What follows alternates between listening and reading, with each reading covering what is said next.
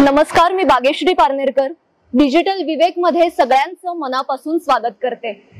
आकाशात गडद मेघांची झालेली दाटी, पर्जन्यधारांची बरसात आणि एकूणच धुंद झालेला आसमंत, अशा पद्धतीने निसर्गाच्या पटावर आषाढ मासाचा पहिला दिवस रंगतो।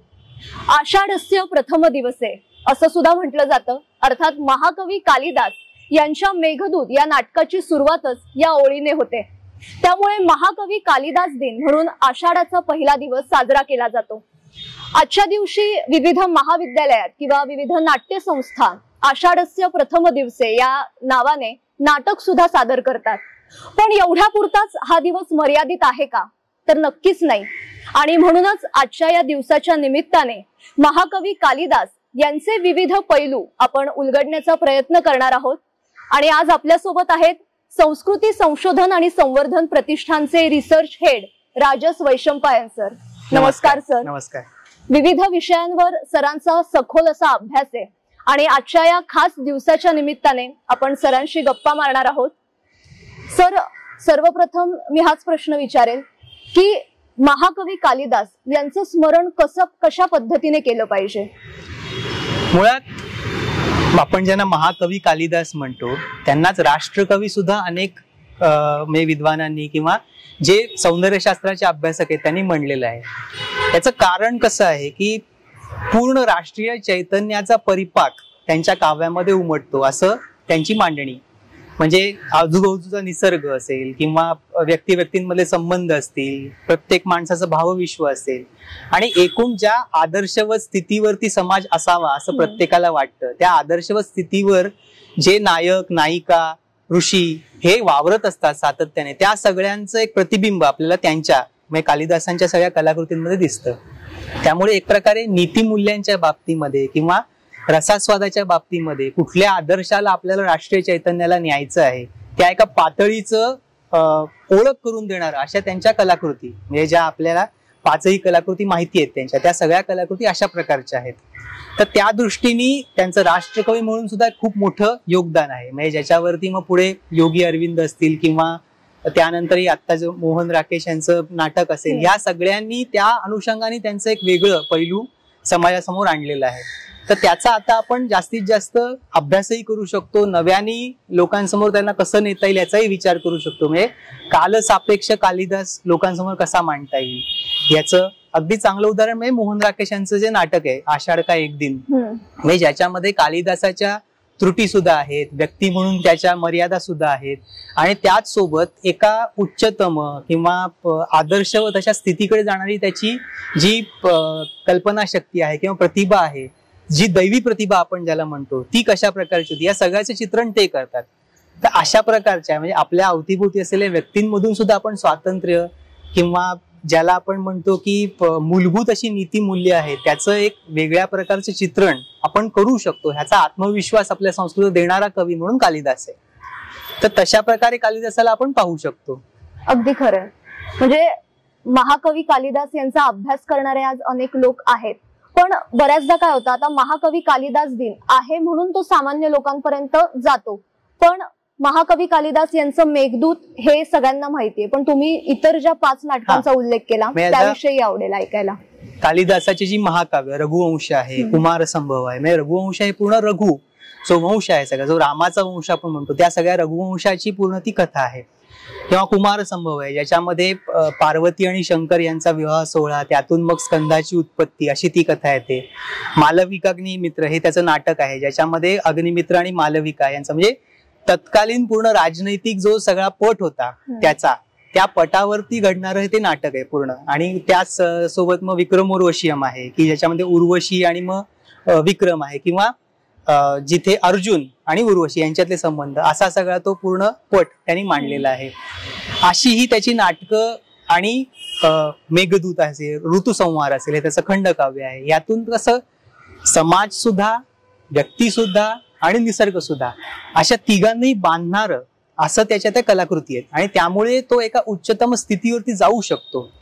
म्हणजे फक्त एकाच मर्यादेवरती किंवा त्याचं काय म्हणेल की प्रतिभेची जी झेप आहे ती एकाच मर्यादेवरती न थांबता ती वेगवेगळ्या पटावरती त्याच्या ज्या काही व्यक्तिरेखा आहेत त्यांना सुद्धा घेऊन जाते प्रतिभा संपन्न कवी म्हणून तो सुद्धा जातो. म्हणून या सगळ्या याच्यामध्ये मला ऍड करायला आवडेल की अरविंदांनी त्याचा जो सगळा अभ्यास केलेला आहे तो अतिशय महत्वाचा आहे. अरविंद काय करतात की संपूर्ण भारतीय साहित्याचं त्यांनी 3 ते 4 अशा कालखंडांमध्ये विभाजन केलेलं आहे. त्यातला सगळ्यात पहिला कालखंड हा वाल्मिकीचा कालखंड, जो रामायणाचा कालखंड आहे. नंतर व्यासांचा महाभारताचा कालखंड, आणि तिसरा सगळ्यात मोठा कालखंड ते म्हणतात की कालिदासाचा कालखंड आहे. पहिला जो वाल्मिकीचा कालखंड आहे हा पूर्ण समाजच सगळा नीतिमूल्यांवरती आधारित आहे. तो एक काही आदर्शांवरती चालणारा समाज आहे. आणि अशा वेळेला जिथे जिथे तो समाज ढासळेल तिथे तिथे त्यांना अडवणारा असा तो नायक त्या सगळ्या कालखंडामध्ये त्यांनी उभा केला, वाल्मिकींनी उभा केला. त्यामुळे त्या सगळ्या याच्यामध्ये आपल्याला एथिक्सची, मॉरल्सची, नीतींची, मूल्यांची किंवा नैतिक जबाबदारींची, कर्तव्याची चर्चा जास्त दिसते. पुढे आपण जेव्हा महाभारताच्या कालखंडाकडे येतो तिथे मग समाजातले जे सगळे ताणेबाणे आहेत, ज्या सगळ्या कॉम्प्लेक्सिटीज आहेत, त्या सगळ्याचं चित्रण व्यासांना करायचंय.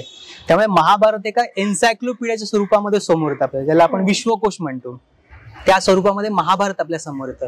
म्हणजे जिथे माणसातले संबंध जटिल आहेत, माणूस आणि निसर्गातले संबंध जटिल आहेत, आणि या जटिलतेतून त्याला एका बौद्धिक उंचीतून पुढे जायचंय माणसाला, अशा प्रकारचा माणूस व्यासांनी दाखवलेला आहे. आणि मग त्या सगळ्या याच्यामध्ये ज्या प्रयत्न सगळा व्यासांचा आहे, त्या सगळ्या व्यासांच्या प्रयत्नामध्ये आपल्याला दिसतं की माणूस हा बुद्धीच्या आणि आध्यात्मिकतेच्या जोरावरती या सगळ्यातून, या जटिलतेतून बाहेर पडून जी काही त्याच्या समोर परिस्थिती आहे तिला एका व्यवस्थित धर्म या अनुषंगाने आणायचा तो प्रयत्न करतो. त्यापुढे आता कालिदासाचा कालखंड येतो. कालिदासाचा कालखंड अरविंद म्हणतात की कसा आहे की एका बाजूला बौद्ध या पूर्ण एक बौद्धांची परंपरा, जैनांची परंपरा वाढते, आणि एका बाजूला पूर्ण वैदिक आणि पौराणिक परंपरा वाढते. सगळ्या एका संस्कृतीचा भाग आहे.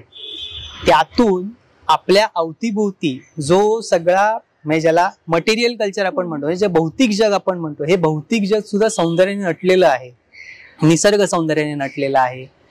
तुमचे माणसातले संबंध याच्यामध्ये सुद्धा सौंदर्य पाहू शकतो, रसास्वाद घेऊ शकतो, किंवा अगदी दगडामध्ये, शिल्पांमध्ये सौंदर्य, ह्या सगळ्याची अनुभूती देणारा कवी तो कालिदास. त्यामुळे कालिदास हा समाजाला सौंदर्यशास्त्राच्या अनुषंगाने वरच्या पातळीवरती नेतो. आणि मग अरविंद म्हणतात की हा जो कालिदासाचा सगळा कालखंड आहे हा यासाठी महत्वाचा आहे की भौतिक जग हे सुद्धा सुंदर आहे, भौतिक जग हे सुद्धा आपण सुंदर बनवू शकतो, हा आत्मविश्वास भारतीयांना देणारा असा तो कवी, आणि म्हणून तो राष्ट्रकवी असं अरविंद म्हणतात. आणि म्हणून ते म्हणतात की पुढे सुद्धा कालिदास हा लोकस्मृतीमध्ये राहिला. म्हणजे साधं उदाहरण हे करायचं झालं तर आपण मराठीमध्ये मल्लीनाथी म्हणतो. तर मल्लीनाथ सुरी नावाचा विजयनगरच्या कालखंडामध्ये, म्हणजे विजयनगर साम्राज्याच्या कालखंडामध्ये एक मोठा टीकाकार होऊन गेला. म्हणजे टीका म्हणजे जो संस्कृत मधल्या मूलभूत अशा ज्या काही रचना आहेत त्याच्यावरती टीका करतो. म्हणजे टीका लिहिणे म्हणजे कमेंट्री लिहिणे. आपण ज्याला मराठी टीका म्हणतो तशी टीका नाही, तर ते काय आहे त्याच्यामध्ये ते उलगडून सांगणे, याला टीका म्हणतात. मग या मल्लीनाथाने सुद्धा कालिदासाच्या रघुवंश आणि कुमारसंभव या दोन्ही महाकाव्यांवरती टीका लिहिलेली आहे. आणि ती टीका इतकी महत्वाची आहे की पुढे त्यानंतर जो सगळा कालिदासाचा अर्थ लावला गेला, म्हणजे कालिदासाला काय अपेक्षित आहे, तो रसास्वाद काय देऊ शकतो, किंवा ज्याला आपण उपमा कालिदासस्य म्हणलं जातं, किंवा कालिदासाची उपमा काय, या सगळ्या गोष्टींची बीज आपल्याला त्या मल्लीनाथी टीकेमध्ये मिळतात. आणि म्हणून तो शब्दच रूढ झाला की मल्लीनाथी करणे म्हणजे काय, तर एखाद्या गोष्टीला अगदी त्याच्या टोकापर्यंत किंवा अगदी शेवटच्या ह्याच्यापर्यंत त्याला एक्सप्लेन करणे, याला मल्लीनाथी करणे असं आपण मराठीमध्ये वापरतो. म्हणजे ज्याला हिंदीमध्ये म्हणतो आपण बाल की खाल निकालना, तशा प्रकारचा तो मल्लीनाथी प्रकार. आणि मग अरविंद म्हणतात की लोकस्मृतीवरती याचा परिणाम कसा दिसतो आपल्याला, तर म्हणजे भविष्य पुराणामध्ये सुद्धा कालिदास डोकावतो. आणि म्हणजे आपल्याला माहितीये की जी म्हणजे लोकपरंपरेमध्ये किंवा एकूण सगळ्या आपल्या लोकस्मृतीमध्ये कालिदास कसा आपल्याला जिवंत आहे, तर तो विक्रमादित्य नावाच्या उज्जैनीच्या राजाच्या दरबारी होता, नवरत्नांपैकी होता. तो विक्रमादित्य म्हणजे भोजराजा. आता भविष्य पुराण हे साधारण मध्ययुगाच्या कालखंडात लिहिलेलं आहे. म्हणजे त्याचा कालखंड असा सामान्यतः धरला जातो की मुघल आल्यापासून ते नादिरशहा या कालखंडामध्ये भरपूर भर पडत गेली भविष्य पुराणामध्ये. त्या भविष्य पुराणामध्ये प्रतिसर्ग पर्व नावाचं एक पर्व आहे, आणि याच्यामध्ये इतिहास समुच्चय नावाचा अध्याय आहे. त्यामध्ये आपल्याला दिसतं की एकूण भारतावरती म्हणजे सिंध पासूनच्या पुढच्या सगळ्या भारताच्या प्रदेशावरती म्लेच्छांचं आक्रमण होते. म्लेंछ म्हणजे तेव्हाचे सगळेच्या इस्लामिक यांचं आक्रमण होत आहे. आणि त्या कालखंडामध्ये या भोज राजाला शिव दृष्टांत देतो की जसा मी ह्याच्यामध्ये जुन्या युगांमध्ये जसा ह्याचा त्रिपुरासुराचा अंत केला तसा तर तुझ्यावरती जबाबदारी आहे की तू उठ आणि या म्लेंछांना थांबव, भारत भूमीला त्यांच्या सगळ्या त्रासापासून जाचापासून मुक्त कर. मग भोजराजाला तो शिव म्हणतो की तू तुझ्यासोबत 10,000 सैन्य घे, त्या सैन्यामध्ये कालिदासाला असू दे. कालिदास हा सेनापती आहे इथे, म्हणजे तो विद्वानही आहे, पंडितही आहे, एक काली मातेचा भक्त सुद्धा आहे, संस्कृत रचनाकार आहे, कवी आहे, पण त्यासोबत भविष्य पुराणातला कालिदास हा सेनापती सुद्धा आहे. आणि असं सगळं सैन्य घेऊन भोज राजा हा सिंधू ओलांडून गांधार देशामध्ये जातो, पुढे बाहिक देशापर्यंत जातो. त्या सगळ्या पूर्ण याच्यामध्ये भविष्य पुराणाच्या त्या सगळ्या अध्यायामध्ये आपल्याला दिसतं की तिथे म्हणजे त्या ह्याची भोजराजा तिथे म्लेंछांचं आक्रमण थांबवून तिथल्या सगळ्या राजांना मुक्त करतो. आणि मग ते त्या बाहिक देशाला स्वतंत्र करतात, गांधार देशाला स्वतंत्र करतात. आणि मग पुढे भविष्य पुराणात की मग अग्निकुलांचं राज्य सुरू होतं. तर अरविंद म्हणतात की हा जो लोकस्मृतीमध्ये दिसणारा कालिदास आहे हा आपल्याला संस्कृत वाङ्मयातून दिसणाऱ्या कालिदासापेक्षा महत्वाचा आहे, कारण लोकांनी त्याला अशा प्रकारे लक्षात ठेवलेलं आहे. ते म्हणतात की कालिदासानंतर जी चौथी फेज यायला हवी होती सगळ्या भारतीय साहित्यशास्त्रामध्ये ती आणली भक्ती परंपरेने आणली पूर्ण. कालिदास काय करतो, सौंदर्यशास्त्राच्या अनुषंगाने किंवा एका उच्चतम अनुभवाच्या अनुषंगाने आपल्याला पलीकडच्या जीवनाकडे निर्देश करतो किंवा पलीकडच्या सत्याकडे की याही पलीकडे एक सौंदर्य आहे जे आपण अतिशय उच्च अशा एका स्थितीवरती गेल्यावरती अनुभवू शकतो. आता ही स्थिती काय आहे, त्याचा अनुभव काय आहे, हे आपल्याला भक्ती परंपरेमध्ये दिसतं की त्यामध्ये निर्माण होणारी जी सगळी साहित्य संपदा आहे भक्ती परंपरेमध्ये, वैष्णवांचा असू दे, शैवांचा असू दे, शाक्तांचा असू दे किंवा मग आपल्या अगदी वारकरी संप्रदायापर्यंत येऊ तुलसीदासाचा असू दे, हे सगळं त्या अनुभवातून झिरपलेलं काव्य आहे. पूर्ण एका उच्चतम अनुभवातून, आध्यात्मिक अनुभवातून बाहेर पडणारं काव्य जिथे समाज बोलका होतो. हा समाज बोलका होण्याची स्थिती अरविंद म्हणतात की संस्कृतमध्ये आली नाही, ती प्राकृत किंवा स्थानिक भाषांमधून जास्त उमटली. याचं कारण की संस्कृत जी वाढत होती कालिदासापर्यंत जी आली ती पुढच्या आक्रमणाच्या कालखंडामध्ये ती समाज तिच्यासोबत जोडू शकले गेले नाही, त्या सगळ्या एकूण प्रोसेसला काहीतरी बाधा निर्माण झाली.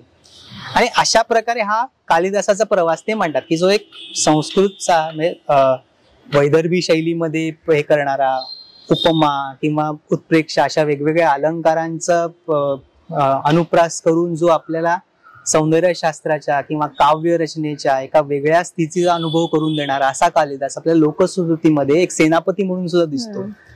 याची कारणं आपण शोधली पाहिजेत. त्यामुळे अशा प्रकारे आता आषाढस्य प्रथम दिवसे हा जो सगळा सगळीकडे ज्या चर्चा होतात त्याच्यामध्ये हाही कालिदास असावा, याही कालिदासाची चर्चा व्हावी, अशा प्रकारे आपण उलट कालिदास आणखीन समाजाच्या जवळ आणू शकतो. तुम्ही आता हे जे सगळं उलगडून सांगितलं, कारण कालिदास म्हटलं की मेघदूत हे एक समीकरण झालंय, पण त्याच्या पलीकडे कालिदास नेमके कोण होते हे आजच्या सर्वसामान्य जनतेला माहितच नाहीये. म्हणजे माझ्यासाठी सुद्धा खरं म्हणजे ही सगळी माहिती नवीन होती की कालिदास म्हणजे महाकवी होते किंवा ते संस्कृत पंडित असलेले होते, पण सेनापती होते हे मला वाटतं अनेकांपर्यंत पोहोचलेलं नाहीये. आता तुम्ही हा सगळा जो इतिहास सांगितला, बऱ्याचदा इतिहासात डोकावल्यावर कळतं की अशा गोष्टी असतात.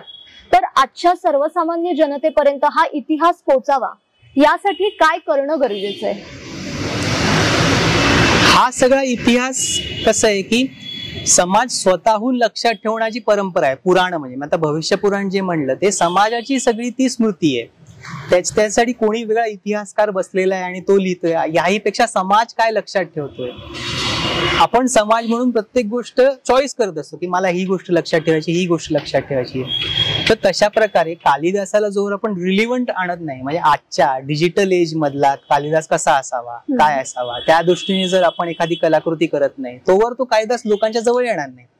म्हणजे मोहन राकेश यांचा जो नाटक आहे आषाढ का एक दिन, त्याच्यातला कालिदास हा त्यांनी पूर्ण माणूस दाखवलेला आहे. म्हणजे स्वातंत्र्योत्तर कालखंडामध्ये 60-70च्या दशकातलं ते नाटक आहे. आणि त्यामुळे जो स्ट्रगलिंग माणूस असतो तो माणूस तिथे कालिदासामध्ये दिसतो. म्हणजे त्याचे सुद्धा अनेक म्हणजे भावनिक गुंतागुंत आहे त्याची, तो अनेक ठिकाणी कॉम्प्रोमाइजेस करतो किंवा आता काय करू पुढे काय करू या डायलेमामध्ये असतो, असा तो कालिदास त्यांनी उभा केला. आता तिथे कुठेही त्यांनी त्याच्या प्रतिभेसोबत कॉम्प्रोमाइज नाही केलाय, पण माणूस म्हणून त्याला आणलं आपल्यासमोर. तर असं समजा आपण समाज म्हणून प्रयत्न केला वेगवेगळ्या उपक्रमांच्या माध्यमातून, तर तो कालिदास हा लोकांना आपला वाटेल. नाहीतर तो अजूनही एक संस्कृत मधला एक काय म्हणतात एलिटिस्ट स्वरूपाचा अभिजनांचा असा तोच कवी होऊन राहील. बरोबर. पण जे अरविंद म्हणतात की तोच कालिदास हा लोकांचा सुद्धा होता, लोकस्मृतीपर्यंत आला होता, तर तो आता सुद्धा कसा आणता येईल हा आपण एक वेगळा विचार करू शकतो. अगदी खरंय. मला वाटतं आपला इतिहास जो आहे त्याला खूप समृद्ध परंपरा काय असं म्हटलं तर या अनेक गोष्टी त्यामागे आहेत. आणि खरं म्हणजे महाकवी कालिदास यांच्याविषयी जाणून घेण्यासाठी हे 20 मिनिटं 25 मिनिटं हे खूपच अपुरे आहेत. पण तरी आजच्या या निमित्ताने तुम्ही इतक्या छान पद्धतीने सोप्या भाषेत आणि वेगळी माहिती आमच्यापर्यंत पोहोचवली, त्यासाठी खरंच मनापासून आभार मानते. आणि असे जे दिवस असतात, म्हणजे आजचा दिवस महाकवी कालिदास दिन आहे, आपण कॅलेंडरवर वाचतो किंवा काही ठिकाणी कार्यक्रम आयोजित केले जातात, एवढ्या पुरतच मर्यादित न राहता आपण सुद्धा इतिहासात डोकावून या सगळ्या गोष्टी समजून घेणं ही मला वाटतं काळाची गरज आहे. कारण हा इतिहास याचा परिणामच भविष्यावर होत असतो, त्यामुळे या गोष्टी रंजकतेने समजून घेणं हे गरजेचं आहे. आणि हा भाग तुम्हाला कसा वाटला हे सुद्धा नक्की कळवा. आपल्या साप्ताहिक विवेकच्या युट्यूब चॅनलवर आपण अशाच वेगवेगळ्या विषयांवर गप्पा मारत असतो. त्यासाठी साप्ताहिक विवेकचं युट्यूब चॅनल आजच सबस्क्राईब करा. व्हिडिओ जर्नलिस्ट प्रशांत पवारसह बागेश्री पारनेरकर, साप्ताहिक विवेक, मुंबई.